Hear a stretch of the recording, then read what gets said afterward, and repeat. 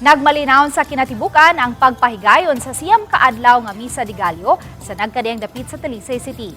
Matud sa Talisay City Traffic Operations Development Authority kon CT-TODA nga dakung tabang ang pagpahigayon sa mga anticipated mass nga wala ra gyud nakapaghuot sa trapiko. Di pareha sa nangaging katuigan.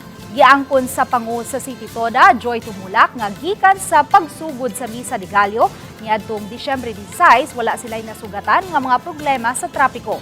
Sa naandan ang misa de gallo mahitabo sa kadlawon diin daghan yun ang mga manimbahay nga magdasok sa simbahan hangtod na sa pagpamauli. Apan gumikan sa pagpahigayon og misa nobenaryo sa gabi una sa misa de gallo nabahin na ang mga tao. Ni samot pagyud kini nga nahamugaway ang simbahan gumikan sa mga misa nga gipahigayon diha sa mga kapilya ug mga basketball court sa nagkadiyang barangay sa Talisay. Gipangandaman usab nila ang mga misa, ang misa aginaldo karong gabi, din posibleng mas mudaghan pa ang mga manimbahay.